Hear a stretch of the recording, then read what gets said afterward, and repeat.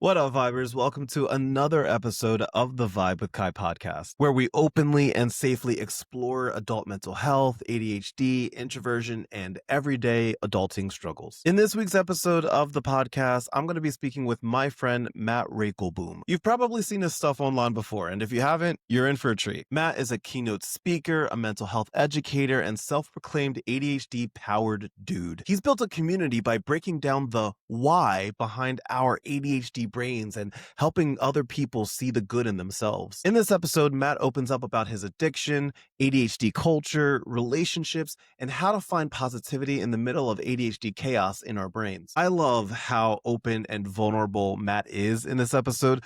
It truly is inspiring to speak with someone who is so open and honest about their life, their struggles, all with the hope of helping people that are in a similar position as he was. Before we start today's episode, make sure you like and subscribe so you never ever miss an episode. I have new episodes every single week, plus other fun can't miss content that you won't find anywhere else. Okay, enough talking from me. Sit back, relax, and enjoy my chat with Matt Raekelboom on this week's episode of the Vibe with Kai podcast. I want to welcome our guest today, Matt Raekelboom, to the Vibe with Kai podcast. What's up, Matt? Oh, Kai, dude, thank you so much for having this. This is a long needed conversation between the two of us. For anybody who doesn't know, this is our first time ever talking. We instantly started vibing. I'm super pumped. Yeah, man. And it's funny because we were talking before we hit record. Like we were talking about like I've seen you popped up on my feed many times, and you were saying how I've popped up on your feed many times, and it's funny how the ADHD community is so wide and supportive, but a lot of us content creators in the ADHD world, we're all very close knit. Like we all like, if we haven't spoken directly with each other, we probably know somebody that is close with that person. And it's like, I mean, what do you, for you in being a content creator in the ADHD world, what has that been like for you since you started?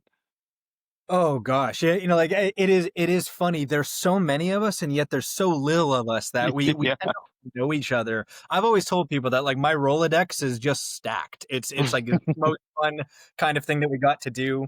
For those young people listening, a Rolodex is the old thing that we used to have on our desk that you would really literally roll through and have names and addresses on it. That was a physical contact list, if you will.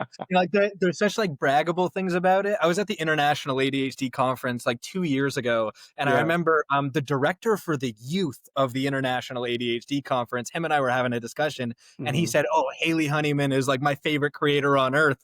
And while he was talking to me and saying all this, he's like, "She's so sweet, she's amazing." I was FaceTiming her, and then he picked up the phone, and I went, "You mean this person?" And he. Don't you love technology?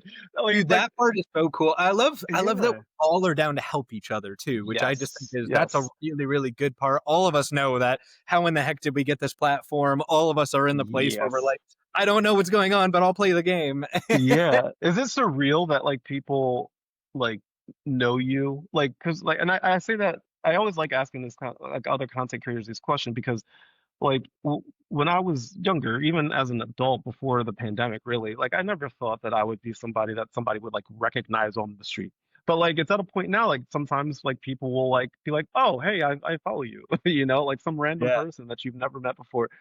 Is it weird to know that like there are hundreds and thousands and millions of people out there that have seen your face, have heard your voice, that follow you? Like, is that weird at all? Man, it's impossible to figure out how weird it is. And I think that's like so interesting. I had somebody just the other day, they stopped me in a grocery store and they said, "Oh my God, I knew you lived here, but I never thought I'd run into you." And I was like, "Why do you know that I live here?" And then I'm like, "Oh, I just because I talk about it constantly and I have a following." And like there's that interesting side to it where when people are like, "It's you," I'm like, "Oh." Like I consider myself almost like blindly humble. Like when people are like, "I love you," I'm like, "Why?" Like, what, me? This whole thing? But at the same time, to be honest, I'll give a different perspective. Before I was into this, it's quite interesting. I have a background in neurobiology, behavioral science, positive psychology. I am a nerd by so far. I love getting just super deep into my research, into my books, all that kind of stuff. But before that, a lot of people don't know I was in landscape architecture. And my Landscape architecture. I was in construction my whole life. I always loved it. Wow. And the reason why I got so nerdy was I just got so bored while driving like a $150,000 tractor around, that I started just listening to research papers, and I started Yeah. changing my own life without ever even meaning to. But I always had this thought, and this is the reason why I bring it up. No matter who I've been in my life, whether it was the construction guy, I have a background in addiction. Like I had a lot of bad times of my life as well. Yeah. I've Yeah. had a unique personality. I've always had a unique amount of care that I've given people. Um, and I always used to say this one thing when I was in landscape architecture. I always said, I'm not destined to be here, and that's all I Hmm. know, but I'm going to work hard while I'm here. That was always something that I used to say to everybody, never ever knowing that this was coming. Yeah. But I actually remind myself of those moments when, because to be honest, I'm a little bit taken back when somebody says they watch my content and they like it. I'm like, Yeah. why? Ew, gross.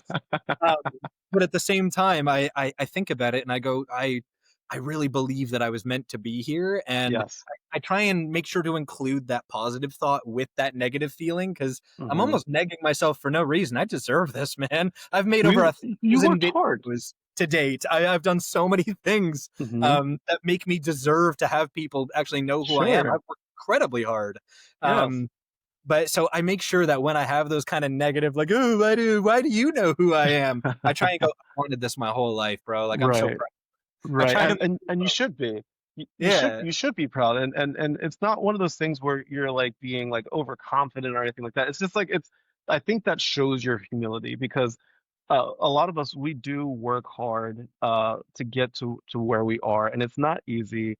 And I don't think people realize how easy it is to be hard on yourself, especially when you are trying to manage ADHD every day. Because once we start to spiral, I mean, if we don't have it managed, I mean, we can really, truly spiral. And so it's really important for us to to build ourselves out and validate our own feelings and our own journey totally. in order to continue to push forward. And I feel that's what you're doing. And you've built this community now of people that watch you and support you and enjoy what you do.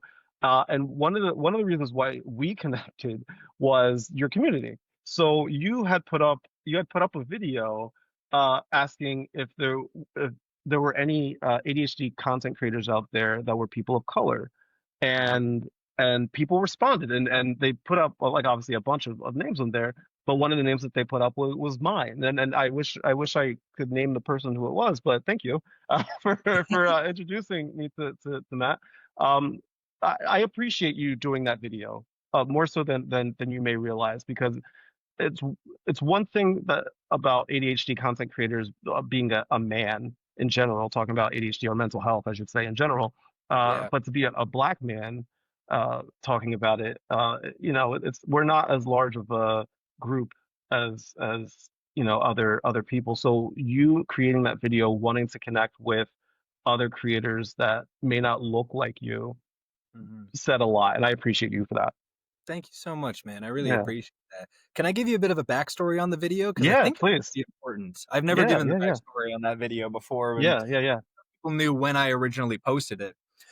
So I had a vision that I was actually doing with a couple of other awesome creators, Dan Jones, who is the Aspie World Online, and Paige Lyle, who is a Hmm. beautifully spoken autistic creator. Yeah. We actually put our money together, we put our time together, and we actually held this awesome event. This one, David. That's Yeah, Dan Jones. man. That Dan Dan Jones, Jones. exactly. Yep. Autism Yeah, for Adults. If you can't see if you're listening and not watching this, the book I'm holding in my hand is called Autism for Adults, by Daniel M. Jones. I had him on my podcast a couple years ago. He's a great guy. yeah, Dan's a good dude, and he really Hmm. wants this community. And we had an idea where we said if we booked out a small room, I bet you people would come hear us speak. And we Yes. decided to put on this amazing event. We just called it the ADHD and Autism Social Summit. And the point behind it was not to spend a lot of money, not to spend a lot of time. It was like a 4 or 5 hour event, and the point was just to come together and see that you're not alone. And it Hmm. was one of the best events, if not the best event I've ever put on in my life. We sold out Yeah. 100% of the tickets. Everybody showed up. More than half the audience was crying during my speech, and I'm pretty Yeah. sure good reasons, not because I sucked. Um, This guy is so bad. Oh god. yeah. Yeah, crying out of boredom, maybe, possibly a few of them, but it's okay. But you know what happened during that event that we actually got a lot of backlash for, which is interesting. We were putting on a cheap event, not looking for profit. We were just Yeah. simply trying to get people together. There was a little bit of profit involved. We were not a charity or anything like Mhm. that, but this was not an event where we were trying to gouge people and do Yeah, what yeah. I believe the neurodiverse community does a little bit too much. I obviously say that very carefully, but Sure. um, Yeah, yeah, yeah. people need to make their money. I understand that. Yeah. Yeah. Um, but we ended up getting a lot of heck towards this because none of us were people of color. People were Oh, I see. screaming at us and saying like, "How dare you? A bunch of white people come up and tell us that, Oh, wow. that we need a certain culture, that we need a certain thing. White people are going to tell us what to do. Great." Yeah. And openly put out a casting call during it, and we said, "If you know a single person of color that's willing to come and speak here," and I Yeah. realized that person of color that comes and speak here, we did not get connected during that time. But we Yeah. said, "Someone's willing to come to Toronto for free because we did it for free." You know, if Yeah. someone's fly to Toronto, put themselves in a hotel room, and come out to this event, you are welcome and you're going to get to speak. Like, we would Yeah. love that person of color. And I noticed that not enough creators, we couldn't even think of enough people to reach out to. And Yeah. the people that are people of color that are creators, do good on you guys. There's amazing followings that a lot of Yeah. you have figured out. So I was ruminating about it and thinking about it for days on weeks. And finally I went, I talk about culture so much in my private calls. I talk about culture so much. I've had events that are based around the cultures of people growing up. I've gotten to speak at universities about different cultures and the way that Yeah. they work together. And you know what I would never do up until that point was talk about culture online because I'm not the dude to do it. Mhm. Um, that's why the beginning of that video is, are you a person of color? Well, damn, I bet I'm not the guy that should be doing this, but I want to tell you guys what I know. Right, right, right. And And here I we want are. And now you and I get to connect. That's exactly it, man, and I hope what I said was it was all understandably you know, like, we did our very best during that event, and that we put our Yeah. best foot forward during all of that, and that's also why I wanted to open my platform, because if I don't know people of color that are creators, I bet you my following doesn't either, and I wanted that. Right, right. I want us all to be more connected than we are, not less, man. It's Yeah. so easy to It's me. important because ADHD, things like ADHD, autism, it doesn't discriminate, right? No. It doesn't discriminate. It's one of those things that's prevalent in a lot of different communities, no matter where in the world you live, no matter what you believe in, no matter what skin color you are. You know, these mental health conditions do not discriminate. It happens, and you have to learn how to manage it in a healthy way. And I'm glad that you were able to continue because a lot of people would have just given up, right?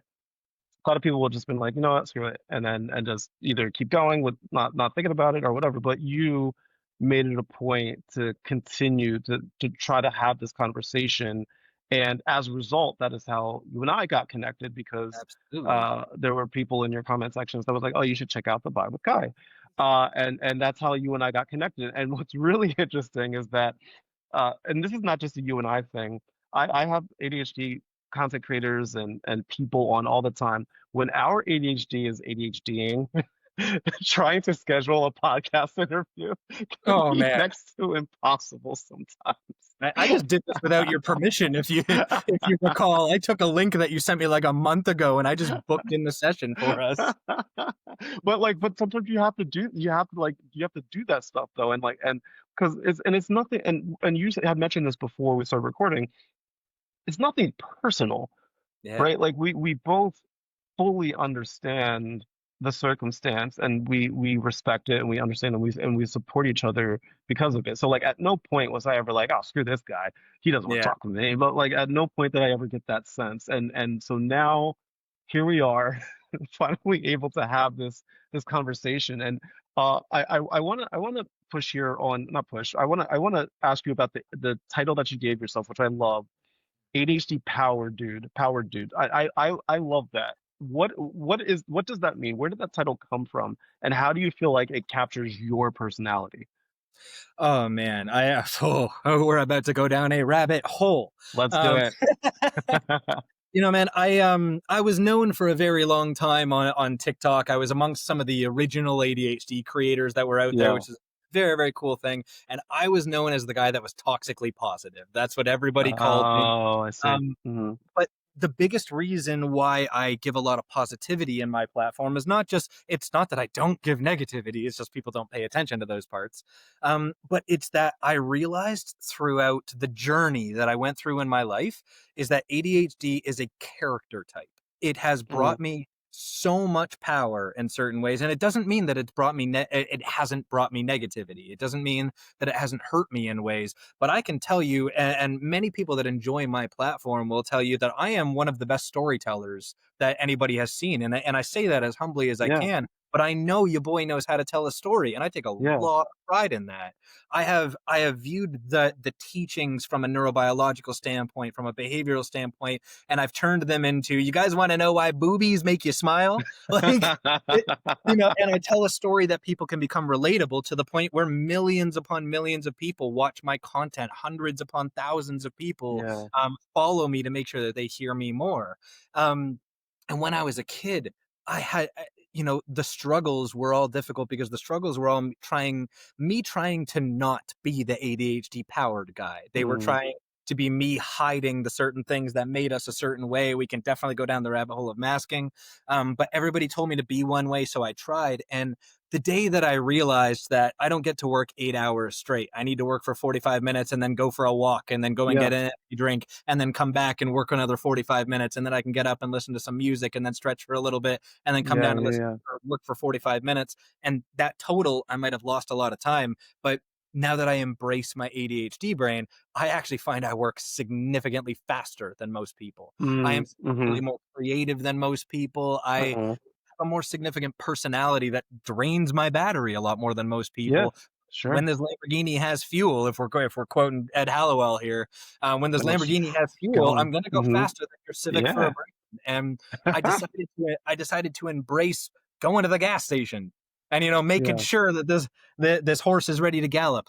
Yeah. Yeah. It's great that you framed it that way, because that I hope that the people watching and listening are able to understand, how our brains work sometimes, because we often are working and living in a world that wasn't built for our brains. So we have to either A, work a little bit differently, or B, work two, three, four times as hard to do even the most simple tasks. Like, even if you're even little things like literally going to go get gas at the gas station, a simple task. Sometimes it's hard to just push that button. Sometimes it's hard to, like, you could be sitting on your couch and your executive function is not functioning.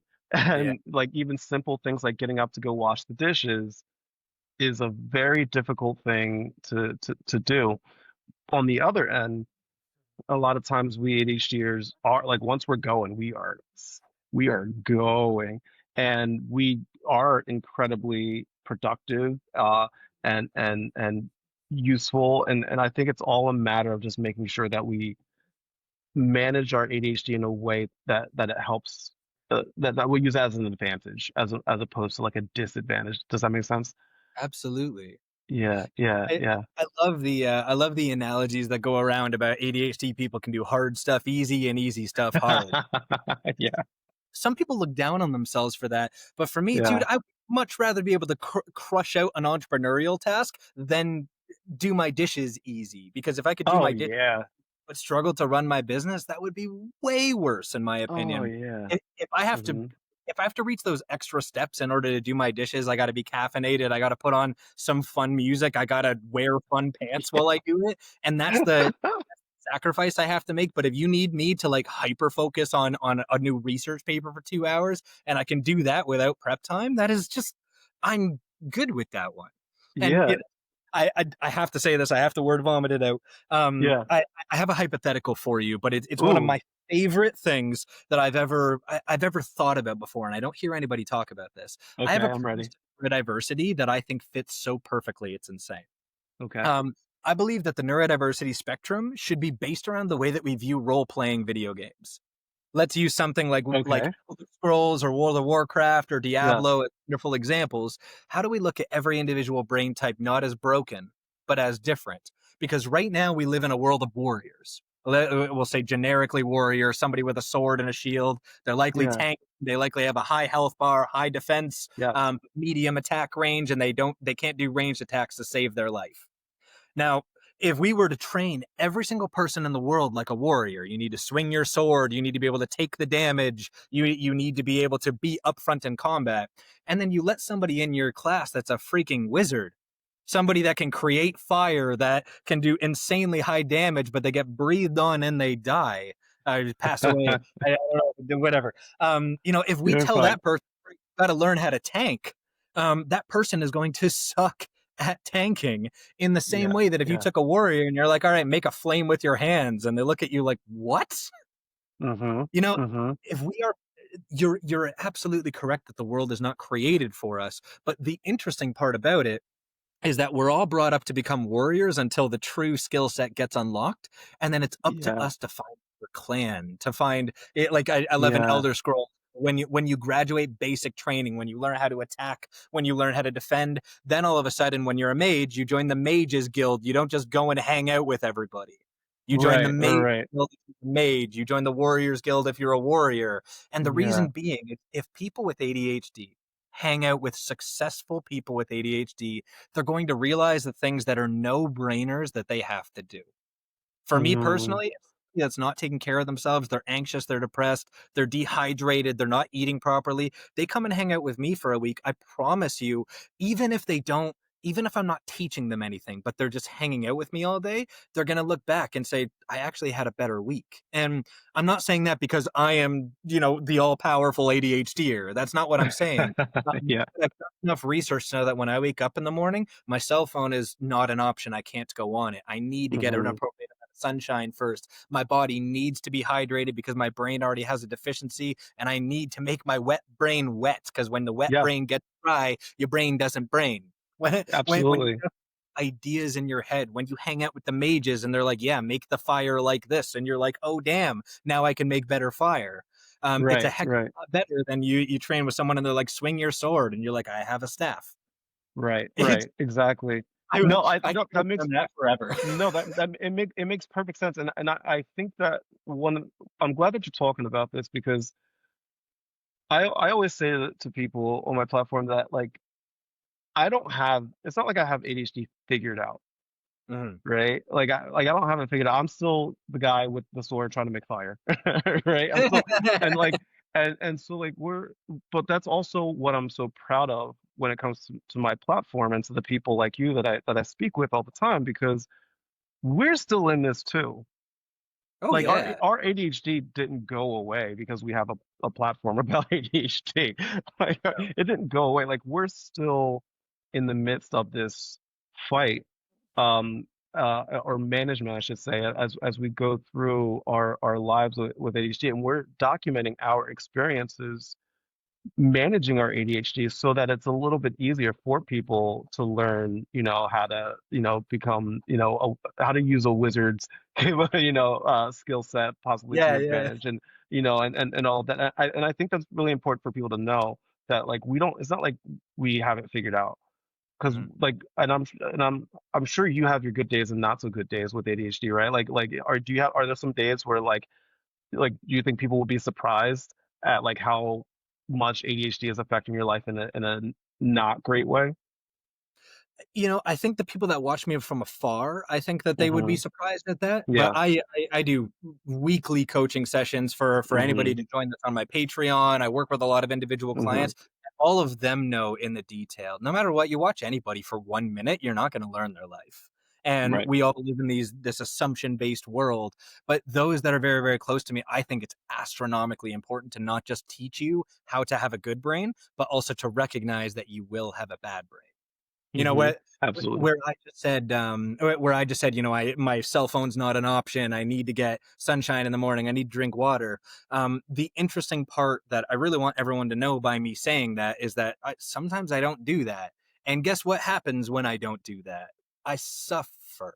I Hmm. go through the harder versions of ADHD. There's a beautiful part in knowing what to do because it becomes less scary, truthfully, and I think that that's Hmm. very important to tell everyone. It's the most important part to learning about ADHD is that when you learn about it and then you have a bad day, you might go, I understand why, because this morning I went on my cell phone as soon as I woke up. I drank a Coke for breakfast, Right. and I've been watching Netflix since 8 a.m. and it's now 2 Yeah. p.m. And there's almost this you said I'm allowed to swear on this, right? With my personal Yes. client, I give something called the no shit mentality that Yeah. I love Yeah. to work with Yeah. people. And it's not to be degrading to people. It's not to put them down.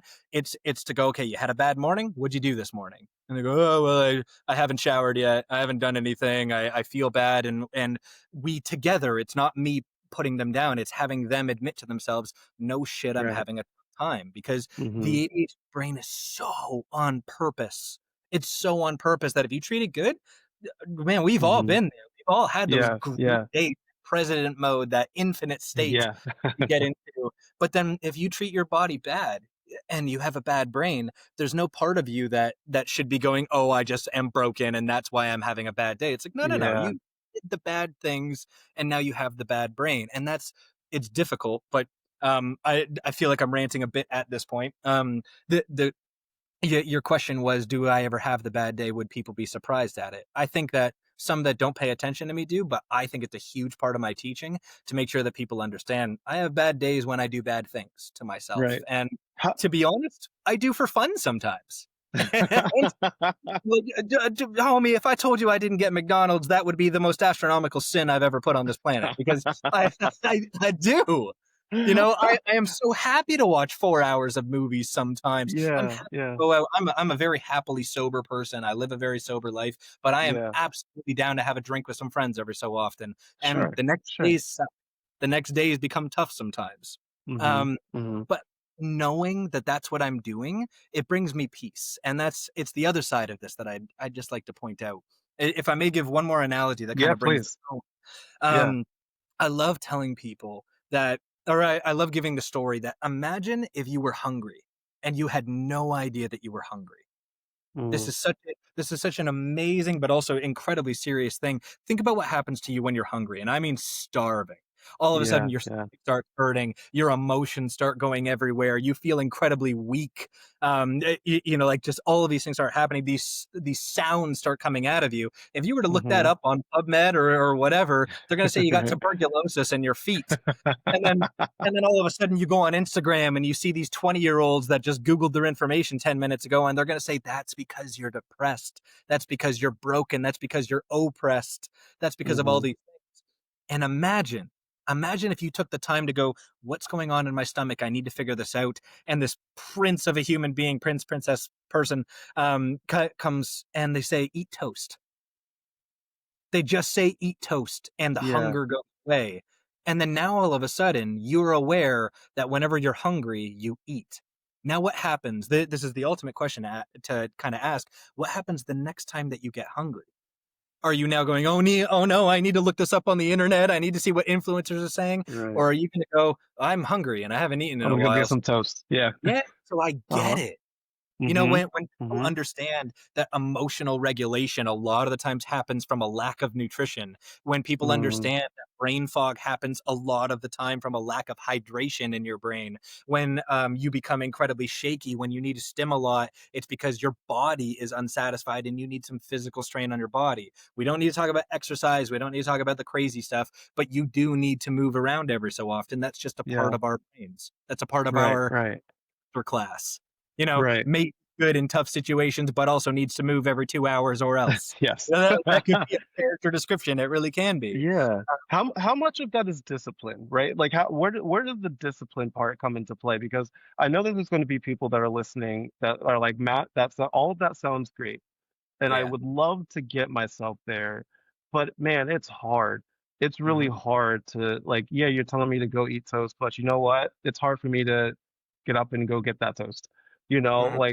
Like how much of this, and like, and the other example that I want to point out is, like, you were talking about, like, when I wake up in the morning, I can't have my phone on me. Like, I have to, make sure it's somewhere else. I have to get my day going. I have to get sunshine on me, that kind of stuff. How Mhm. much of that is discipline? How do you get yourself to a point that becomes a little bit easier for people that currently struggle with doing simple things like that. Mhm. That is awesome question. For me, actually, I don't think it's discipline, if I'm honest. I would actually challenge that. Yeah. I think expectation. Mm. Because people with ADHD, we're very impulsive, right? It's a Yes. big part. That's Yes. arguably the biggest part of the ADHD brain. For those of you guys that don't know, when we have a smaller prefrontal cortex, which that is a big part of ADHD, Hmm. that's essentially psychologically speaking, but also hilariously speaking, that's the part of your brain that goes shh when you have an impulsive thought. Now, not even just an impulsive thought, but an impulsive feeling. And I think that Hmm. that's where it becomes interesting. If you have no expectation for how your day is going to go, and I think it's one of the biggest curses of our society right now is people say, "Oh, I hope I have a good day. I hope I Yeah. work hard today. I hope I do anything." If you hope and you allow your impulsive brain to decide the way that things are going to go, dude, there's not a morning that goes by where I don't go watching some videos right now would be much better than staring at the sun. Sure. Um, Sure. those things are there. But for me, if I know that I have a client that needs me, and to be honest, I really love the justice side to things. I really, really love fighting to be in a good mood for my clients. It really helps me overall. I can definitely say I love helping others more than I love helping myself. And Hmm. I I'm so empathetic towards my clients, that I don't wanna meet with them if I'm in a bad place. And Right. I tell my clients that, and I've openly canceled on clients when I am having a bad day Yeah. because Yeah. I care about them. They're opening up to me, and if I'm sitting there squirreling away and fidgeting like crazy and looking around, and by the Hmm. way, just because It I doesn't am do a them any good. yeah, I am a Hmm. well-spoken person. I understand that. In this call right now, I'm fairly staring at you in a pretty decent way. Um, like, I understand all of that, but it's because I have had my optimal caffeine today. I have had theanine mixed with my caffeine. I have taken fish oil today. I've gone outside for multiple walks because it's 4 o'clock in the afternoon for me. Right. I've Right. done the things that have gotten me to be able to sit still, and that's why I can be on a podcast with Kai. I would have not. It's a rule that I Hmm. have where if I wasn't taking care of myself, I would have canceled this and risked It's setting a our boundary. It's yeah. setting a boundary, and it's really important to. And there's a book by Judy Who that I carry with me. It's called The Boundary Revolution, Ooh. and it's a great book. Judy, if you're listening, I love you tons. And Mhm. one of the things that she talks about when it comes to mental health is setting those boundaries, right? Oh, And she reiterates that setting a boundary isn't pushing people away; it's just protecting your space. And okay. when she said that, like it hit me so hard because I think a lot of times people think that setting up let's just say you were to cancel. So let's just say, hey Kai, I can't today. You know, it would be one thing if I was like, oh, he just doesn't want to talk to me, right? Yeah. If I were to take it that way. Or Matt's just protecting his space right now and he wants to show up as the best version of himself. Mhm. And so like when you kind of start to reframe it that way, I feel like it's a beautiful weight that's like lifted off of your shoulders like overall, and I try to view things that way, like a little bit when it comes to setting boundaries and to empathize a little bit more, which could be hard. One of the things I wanted to ask you about, Matt, because you talk about this a lot openly, is addiction, right? Mhm. Addiction is it, it's tough, but it's an important part of your story. um how did addiction intersect with ADHD for you? Like, did those cross paths? And if so, how? And what did you do about it? Awesome. I would love to talk about this. So thank you for bringing it up. Yeah, yeah, yeah. Um, so just a little bit of a backstory for anybody wondering, I am early diagnosed. Most of us are late diagnosed. I was diagnosed when I was 12 years old. Mhm. In the way that I jokingly say this, but I think it's rather funny. I think I was diagnosed in the way that most young white men, Yeah, were sure. is Yeah, yeah. my teacher said something to me, so I threw my backpack at her face. And then I got assessed. Like You're like, hold on a second. Let me. directly after that, and they put me on medication, Yeah, whatever. yeah, yeah. Um, and I think that this is incredibly important to the conversation. And I am going to give a disclaimer first that says I am very pro medication, but I am actually holistic now. I do not take any Hmm. medication. When I was 12 years old, I was put on Adderall. And Hmm. what happened next for a 12-year-old Matt, that I got suspended from school all the time. I was a troublemaker, all these kind of things. The Yeah, worst yeah. the world could have happened. in my life because of who my family is, because of where I lived, because of everything like that, the medication worked. Mm, Now, the reason why I bring up my family is I was raised with traditional European values. I am a first generation Canadian. My family came here from Belgium. mhm, And they're very much, my dad is a big fan of smacking the depression out of you and, you know, telling mhm. you I see. stuff. Yep. Yep. Mhm. Well, he couldn't smack me enough. I liked it. Yeah. Um, Yeah. but when he gave me the medication, my parents didn't get a call from school that day saying Matt's screwing around. And Mm, all of a sudden, Matt was participating in class and Matt was being nice to other people. And it became this amazing thing where my parents just didn't understand. And to this day, even being an ADHD advocate, being one of the most followed people in the world collectively that talk yeah. about this subject, being a very well renowned speaker, my parents have still not picked up one book towards this. They Mm. have not even Googled the word ADHD unless they're trying to Yeah, show I was gonna ask, their. have they tried to like learn more about it themselves, like out You'd like on their own accord? You'd think so. Um, Hmm. but I'm past that. I do forgive them and I love them for Yeah. the things Yeah. that they gave me, not for the things that they didn't do. But that being said, they put me on Adderall, and what happened next was the most interesting part, which is when I got used to the Adderall, Mm. I started acting up again. I started losing all of those Mm. giant, or I started gaining back all of those Yes.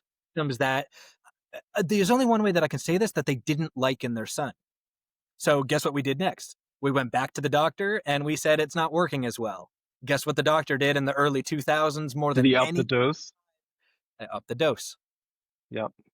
What I didn't realize, and very important to the story, and for the sake of our time, I could over explain this for No, another hour. please, please. We're But good. Go ahead. um, for the sake of time, I'm going to say where I ended up in this, which is a big part of my story.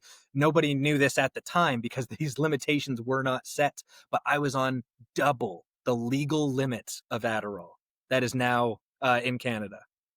Oh, wow. Because every time I showed a symptom, they said, raise the dosage. And then the doctor went, okay. And they raised the dosage because I just had little sit down and shut up disease. I just had the squirrely Wow. disorder. So all we had to do Yeah. was just more pills and it was fine. Not only did my parents really reinforce this, but so did my friends and my teachers. Because Matt Mm. was a pretty weird dude. I will own it. I was pretty weird. Right, right. And And then now all of a sudden you have the authority figures in your life like pushing it. You have the people close to you, friend wise, pushing it as well and supporting that. Yeah, yeah. well, if I may, it was actually the way that they joked with me. The amount of Oh, people, joked. Yeah, if I yeah. laughed too loud, if I interrupted people, they would say, "Matt, did you take your medication today?" Oh, Um, wow. Okay, this yeah, is yeah. where it ties into my addictive story because you know what I learned in this from my parents never picking up a book, from me never understanding what good nutrition does, what movement does. Dude, I ate 2 bowls of cinnamon toast crunch for breakfast every morning. My Yeah. lunch, Gary, all my friends made fun of me. I had Nutella on a hot dog bun every single day. Oh, Every wow. single day. So I had cinnamon toast crunch and Nutella by the time that like it was dinner time. That was what was in my system. And we Yeah. wonder why Matt was weird. Okay. Um, but you know what I learned during all of this was that drugs were the answer. When people don't like me, I can take drugs and they like me. When my parents are Mm, frustrated with me, I could take drugs and they liked me. When my teachers got annoyed by me, give me drugs and I'll be able to be okay in class. And while I didn't actually accept that, I believe that that was an internal acceptance that I really figured out. Lo and behold, for anybody watching, I love pointing this out because it's a more unique thing. I grew up in a town of 4,000 people. I went to a school with 400 people, and I was one of 5 children that was shoved into a special education room. Um, oh, so I, wow. well, I definitely had a lot of eyes on me. Everybody knew. People were scared of catching it. ADHD was the equivalent to leprosy back then. People were scared to Yeah. be me. They thought they needed to wear a mask. Like it Yeah. was nuts Yeah. how excluded I was during that time. But growing up in a small town, you know what you find quite early, statistically, in any small town, we stole alcohol from our parents pretty darn early. Mm-hmm. Anybody with Mm-hmm. older siblings definitely had a bag of weed that they were willing to Right, share. right. Funny when grade 6 kids got high. Yeah, Um, yeah. and you know what else happened when I drank and when I smoked as early as 12 years old, by the way, which I do want to point out. I made more friends. I got Mm, invited to parties. My parents were from Belgium, so you're darn right we had a liquor cabinet that was yeah, gigantic. I would steal the alcohol and give it to all my friends. And yeah. that made me cool. Drugs were so the answer. It was crazy. And Right. I guess the final part to this before we even go into the more negative sides, um, it was arguably one of the first times in my life I ever felt good. I realized Interesting. Yeah. now that I'm a much more educated adult, the thing that I really understand about my addictive past was it was the only time of acceptance.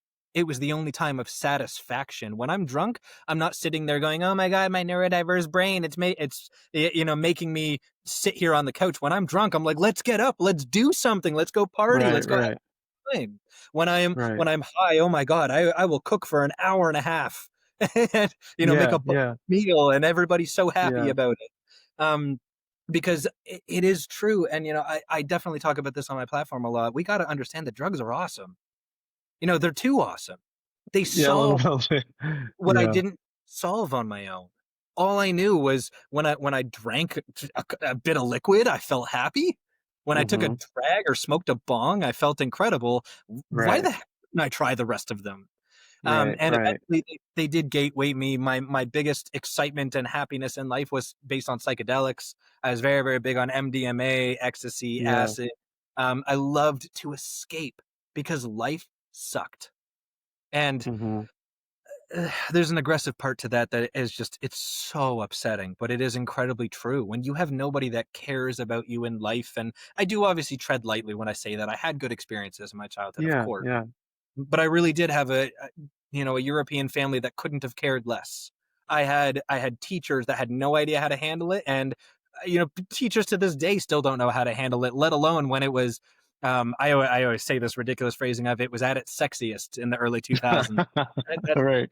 no Right. longer like a curious disorder. It was just like, oh, they're annoying. That's Right. all we were. So no one cared, and it was not worth reading about.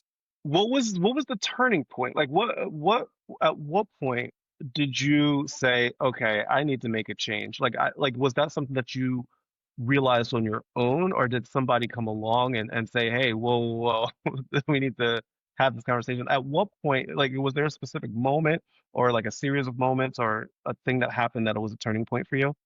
I got a two-parter to that one, and yes, Yeah, there's a please. very beautiful moment that I'd love to share. Yeah, Um, please. Mhm. so I was high for almost every single second of my 20s. I'm 33 now. By Mhm. the time I was 26, I 25, 26, I can't remember exactly. I had a very terrible life.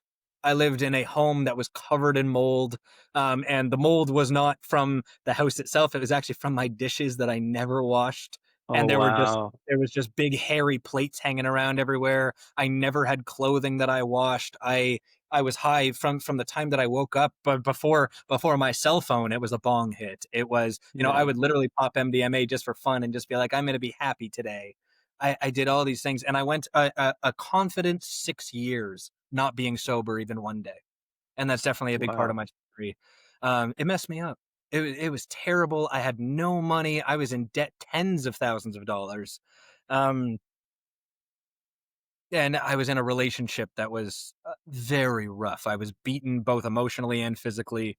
I was very much put down, and I was very looked down upon their family and my own. I actually had no relationship left with my family because I stole from them. I did terrible things to them, and Sure. it's very regretful. So a moment happened where, as I said, I got into landscape architecture later on in my 20s. But the very first job that I got was actually just cutting grass. And I'll never forget the foreman that I first worked with. I said, "What do I do?" And he said, "Hold this lawnmower, push it until all the grass is cut." And, and Right. I and he went, "You got headphones?" And I went, "Why?" And he said, "Because you can listen to music, dude." And it was the first time in my life I was allowed to like listen to music and just do a job. It was lovely. Yeah. Music got really boring to me very quickly because we were doing it for like 12 hours a day, it's soaking Yeah. like Yeah. crazy hot sun, all this stuff. And it was when Spotify, I'm so thankful to the way that life worked out this way. Spotify introduced podcasts. And Mhm. I looked at podcasts and I was like, who the heck wants to listen to two people talk for an hour? That sounds awful. But I needed something to do. I needed something to do during that Yeah. time because I was getting so bored.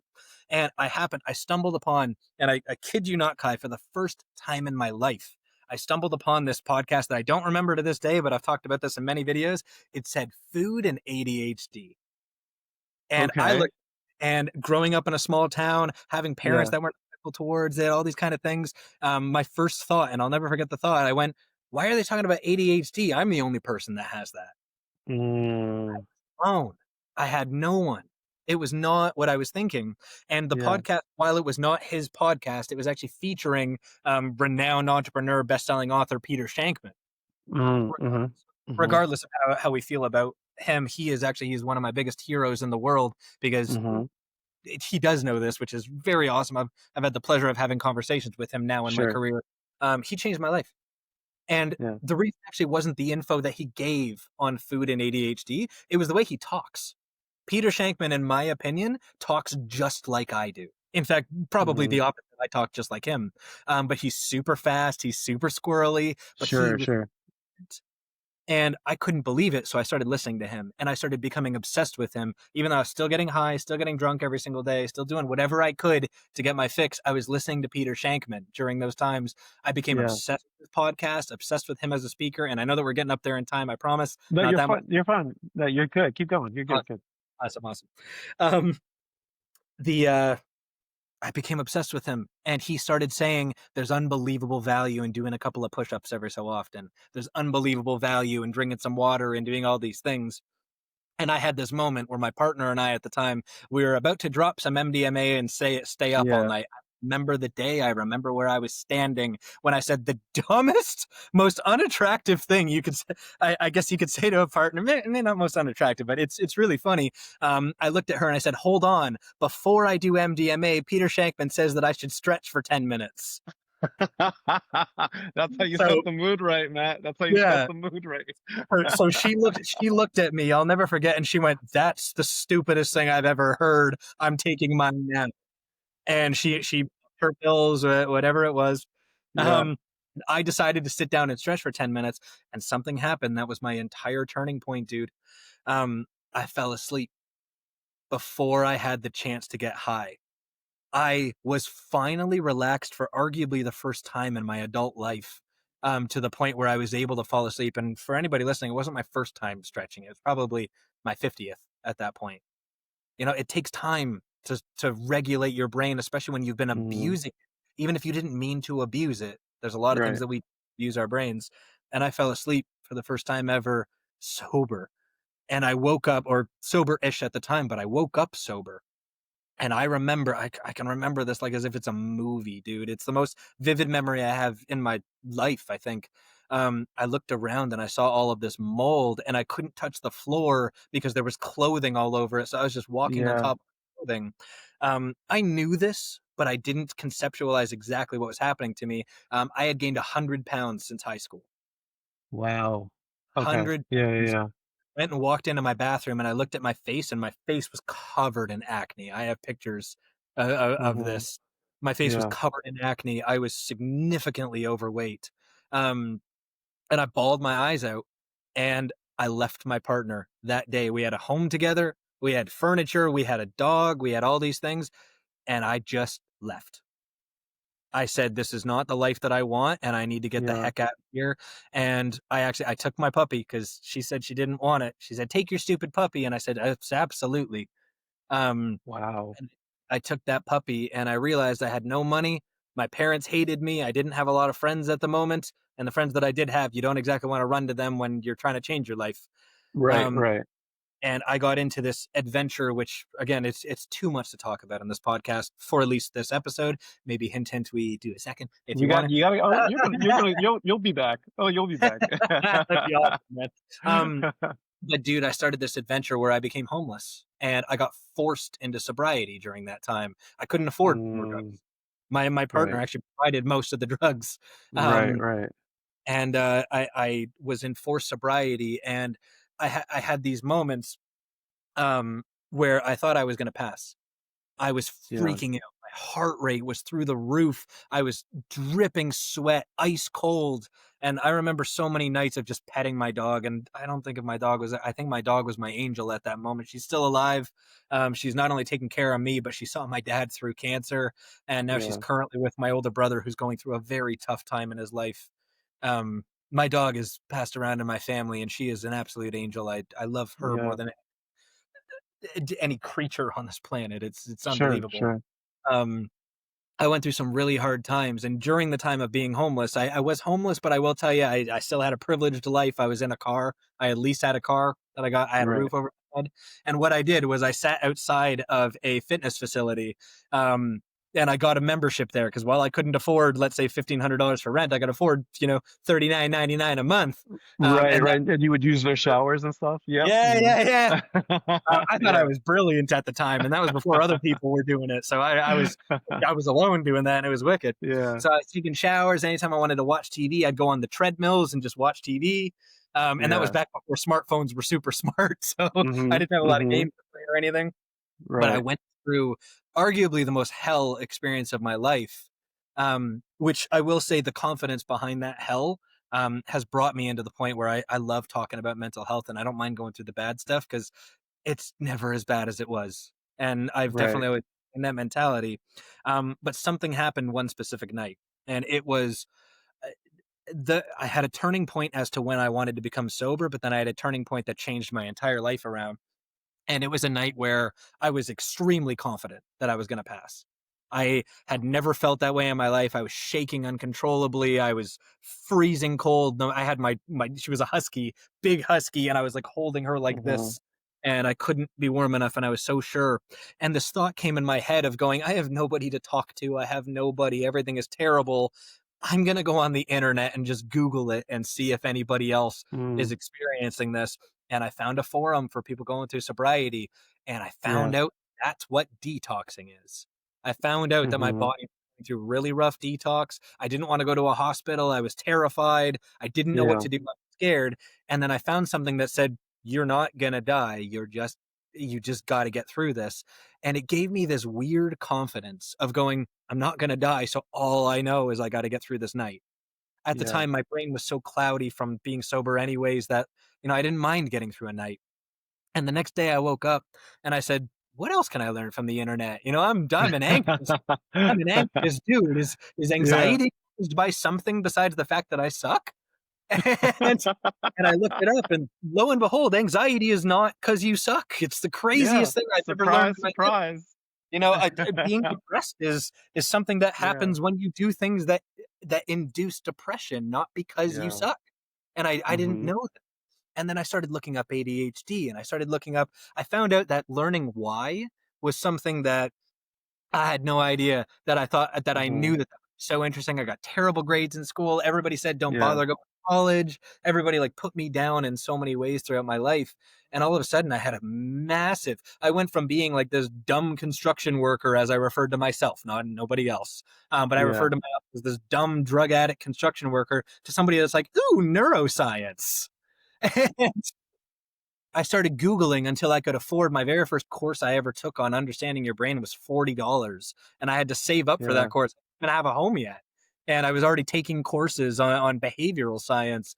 And I started realizing, oh my God, when I freak out on my partner, there's a reason. When I'm Yes. angry, there's a reason. When my executive functioning skills are down, there's a reason.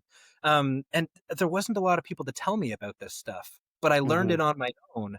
Um, and that is what started the influencer journey. That's what started my own Yeah, I was journey. gonna ask how that led into what you do now as because like I'm really like I'm curious, like I'm listening to you tell this story and I'm thinking about like what today you must think about the I want to say three previous versions of you. The one that was recovering, the one that was knee deep in addiction, and the young version of you that was goofing off in class and getting the meds, the dosage increased and all that kind of stuff.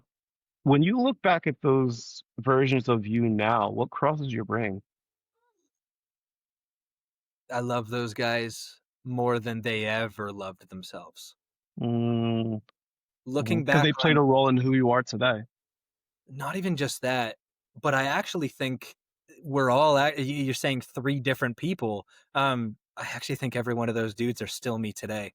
I could Sure. easily follow, and I really, really mean this for people listening. I love MDMA still.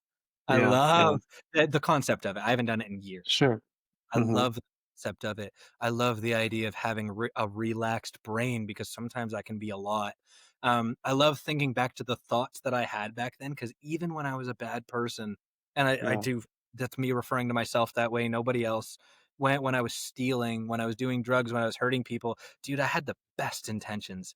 I stole things because I wanted some money because people made me. I made people smile when I Mhm. was high, and that is why I was doing it a lot of the time. Right, right. Hurt people because other people thought it was funny, and I had a good intention, not realizing that hurting people was wrong during that time. I drowned my sorrows when I was sad, not realizing that I could be happy without drowning those sorrows. And I love those guys a lot, and they did build who I am now because they taught me what not to do. Mhm. And for anybody who's currently struggling right now, I really want to lovingly tell you that if you're going through a hard time right now, whether it feels like it or not, you're supposed to. We're Mhm. not, we are Mhm. not just perfect or broken people. These are cycles that we Right. go through in our lives. And I'm astronomically thankful that I went through that because there's a lot of people that are still happily doing drugs, that are still happily hating themselves, hating the Sure. world, all these kind of things. And I'm so glad that I went through these issues so that I can be thankful today now that I'm away from those things. I'm Mhm. not gonna Right. touch a drug anymore, dude. I'm not gonna hurt anybody anymore. I don't wanna steal things Yeah. anymore. I wanna be a good dude to my partner. I wanna be smart Mhm. to myself. I wanna spread the fact that I can actually smile without a pill in my mouth anymore. Right, Um, right. it was the most loving thing in the world. And by the way, from that 100 pounds that I gained, a part of the journey before I ever touched social media, before I ever helped anybody, I lost 80 pounds just Mhm. getting sober. I wasn't even on a fitness journey. I lost Right, 80 right. pounds just trying to friggin' smile again. I was Yeah. sober. I will tell you right now, my sober streak was 3.5 years after that. It was Oh, wow. lovely. I ended up having some Yeah. family that got me back into weed a little bit. Yeah. Um, so I don't talk about myself as perfectly sober anymore. Um, but I'm so thankful for every single part of my life. And to be honest, the weed is still something I still dabble with today. I'm still Mhm. happy. I'm still happily saying I can't wait to get rid of it one day. But it really helps me while Mhm. my family's going through a tough time right now, while I am Mhm. focusing on the crazy stress of social media. Um, Yeah. Yeah. you can realize things and not be scared of being addicted by them, but you got to know what they're doing to Mhm. you. You got to know Absolutely. things, and the only way that you know is by going through the bad things. You wanna know how Yeah. you know to hurt your partner? You gotta Mhm. it sucks, but you gotta hurt them first. I've learned so much, like, even from my own journey and my own mistakes that I've made and things that I've witnessed and experienced. I've learned so much about myself that I like in a this crazy way. I'm so thankful for it. Like it sucked in the moment. I hated every freaking second in the moment. But now I look back and I'm like, thank God that happened Yeah. because I don't know who I would be today if that didn't happen. I feel like I'm a better person. Like I'm talking about stuff from my entire life. Because like Mhm. I didn't take I'm a late diagnosis and I didn't take anything really truly serious when it came to mental health. I grew up playing sports, so like everything was like suppressed because like no, you don't cry on the football field, like if you get hurt on a basketball court, like you push through, Mhm. like little things like that. So like there was so many emotions that were just suppressed, and what would happen is those emotions would just boil up and just like rah, come out sometimes, Yeah. and I didn't have any control of it, and I didn't even know it was something I didn't have control of.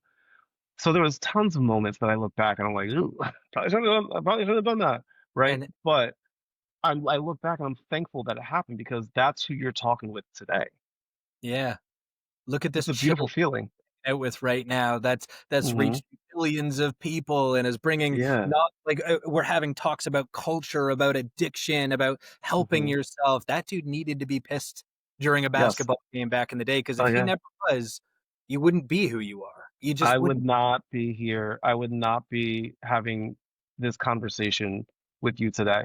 And Yeah. I know that even for you, like, could the you from 10 years ago imagine yourself today sitting here having a conversation with some random black guy from Philly No. about addiction and ADHD and could, could you ever predict that? Like I would have never like predicted like even this time 5 years ago like because I'm a pandemic I'm one of the pandemic people too but I wasn't talking about mental health when I first started social media um, but like at no point did I ever think that like I would go to a coffee shop and the barista would be like, "Oh, hey, I follow you." Like no, like that would never cross my mind.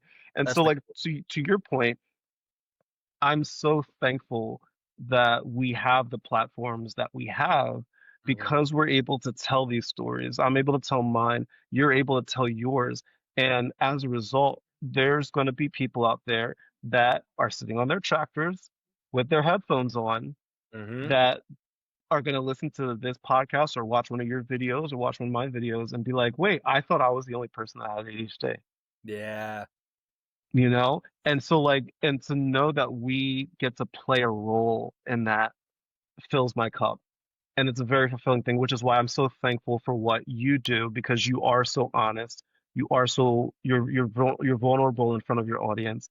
You are positive but genuine.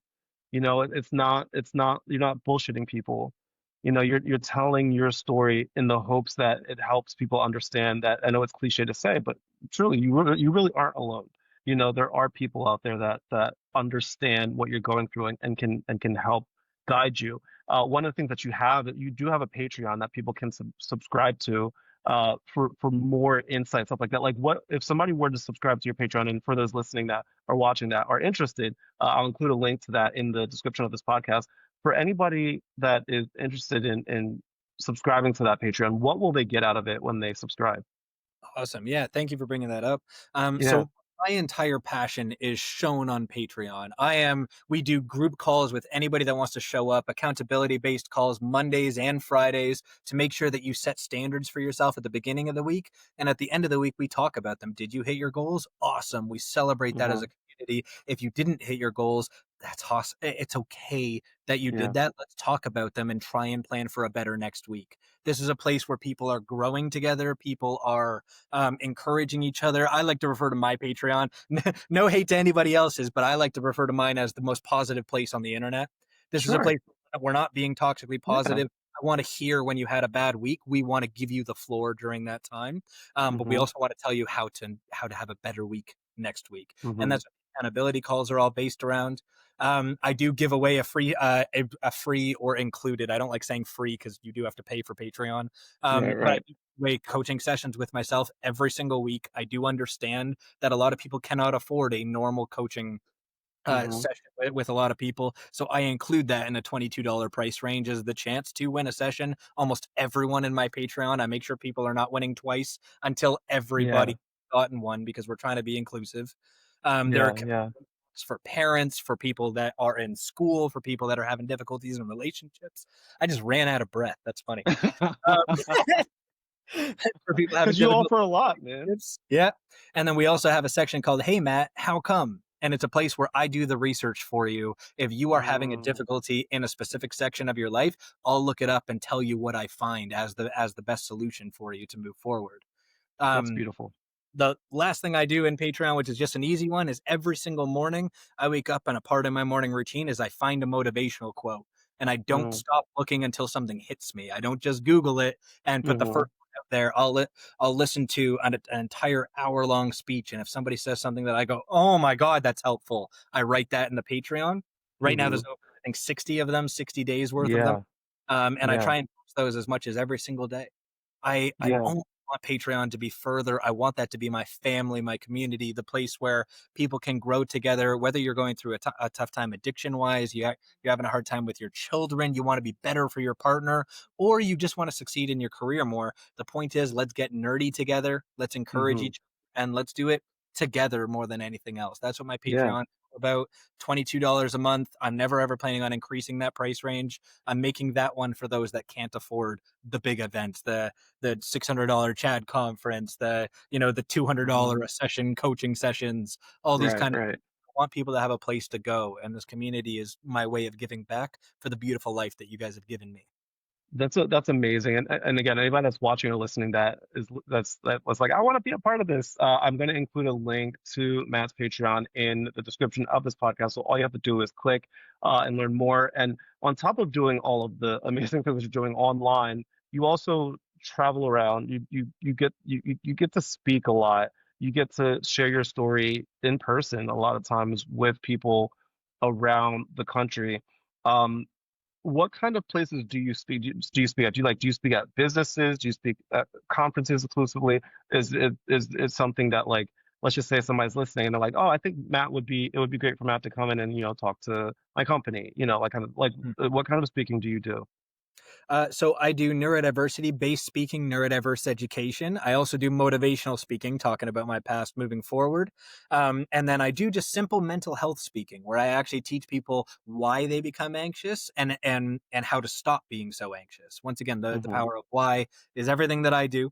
I do talk to private businesses. That is the main people that I talk to. I've had the pleasure of talking with Instagram. I've spoken at Microsoft. I've spoken at a Hmm. lot of beautiful places and tons of smaller jobs as well. My primary places that I speak are actually universities, hospitals, and military bases. I have taught Hmm. people in almost every uh, major country, which I'm very very proud of. I've spoken at Hmm. Harvard University. I spoke in conventions. I spoke at VidCon last year. I'll also be there next year. I'm speaking Yeah. at the Canadian ADHD conference this year. I have spoken again at the Autism and ADHD Summit, although that Yeah. one's a little bit silly because I also ran that. So of Yeah, course, you're in though. um, It's still a flex though. It's still a flex. yeah, it's the most beautiful experience of my life, and if anybody's Yeah. hearing this and they think I got good information, you'd be blown away at what I can teach you in an hour. What we Yeah. can talk about, the way that we can understand things. If you have a facility full of neurodiverse people and you learn how each one of them works, you won't believe how much your workforce will increase, how much your overall productivity will increase, and not to Yeah. And drain. retention too, I'm sure. Absolutely. This is Hmm. not it's not made to optimize your workforce so that we can drain every single last drop out of them. It's actually to optimize them that they are happy and they want to stay and they're willing to work for 8 hours, as opposed to Hmm. a lot of people that are going through with ADHD, autism, etc. That for an 8-hour shift we might have a solid 3 hours in there and the rest we Yeah. struggle. To work Hmm. with employees instead of with the idea of an employee can make astronomical changes, and that's a massive pride that I have. I love it, and please let me come and speak at your business. I will make sure that everybody's jaws are on the ground. Yeah, no, and I have no doubt of that. If somebody is interested in contacting you about that, where do they go? They can go to my website, which is just simply mattraekelboom.com. They can learn Hmm. everything about it there, and you can also email me directly if you have any specific questions that you'd like, but everything is on my website. Amazing, amazing. Thank you, Matt, so much for just dropping this knowledge, your story. I can always tell when I'm speaking with somebody how genuine they are. And you are one of the most genuine people that I've gotten to sit and chat with. And because I think you and I both know, because we get to speak with other content creators a lot. And I won't lie, there's some people out there that probably shouldn't have the platform that they have. I won't lie. Oh, I yeah, won't lie. it's true. And so it's always very relieving, especially because like you said in the beginning, this is our first time ever talking. Mhm. um, it's always relieving to know that you can speak with another content creator that's just genuine, that just gets it, and is audience first, and just wants to spread this knowledge that we may not get otherwise. So I applaud you for that. I applaud your courage. I applaud you for telling your story. Thank you, thank you, thank you. The last question that I always ask people, if there's one thing that you want the people that are listening right now to walk away with from this conversation, what is that one thing? Always such a fun question at the end of so Yeah, many of these podcasts. yeah. The biggest thing that I will always say, if I want you guys to learn anything from hearing me talk or even just to understand about your own mental health, whatever you're going through, anxiety, depression, executive functioning issues, rejection sensitivity, difficulties with your neurodiverse brain, or just your brain in general, there is a reason. And I think that's one of the most beautiful things in the world because the reason is not that you suck. There are things that we do to ourselves that induce negative feelings. And when you know that, you gain this unbelievable power, this privilege, if you will, that you can do something about it. We don't need discipline, but we do absolutely have to know that something's going to work. And if you don't know yet, you got to do your research and you got to go through the hope. Because if Right. you hope to make a difference in your life and you work hard enough, consistently enough, you're going to find it. And there is, speaking as a former drug addict, a former home adjacent person, a former person that hated themselves, a former person that was scared, uncomfortable, angry, it's worth it to care about yourself. I love that. I love that. That is a great note to end on there because I think you've affected a lot of people today, probably more so than you may realize. People that may not even reach out, but they just heard the conversation and it changed their life. So I appreciate you for that. Thank you for hanging out with me today. And that is it for this week's episode of the Vibe with Kai podcast. I had a blast connecting with Matt, and I truly applaud his honesty and his vulnerability. I want to thank Matt Raekelboom for hanging out with me today on the Vibe with Kai podcast. I truly had a blast. I love talking with you, man. For anyone listening, make sure you follow Matt on all of his social media platforms if you want to learn more about him and his mindset. I've included all of his links in the description of this episode. Also, check out his Patreon if you want to support some of the awesome work that he's doing all over the world. If something in this episode hits home for you, please do not hesitate to share your story, your wins, and even your experiences with me. I love to hear from you. And if you enjoyed today's episode, please make sure that you leave a review or a rating. Not only will this help us improve the show, but it's going to help other people like you and me find this show, to find this community that we have built up over here. And lastly, make sure you follow me on all your favorite social media platforms at The Vibe with Kai if you want some special, unique content that you won't find anywhere else. Thank you again for checking out this week's episode of the Vibe with Kai podcast. As always, my friends, much love, good vibes. I'll talk to you later. Bye.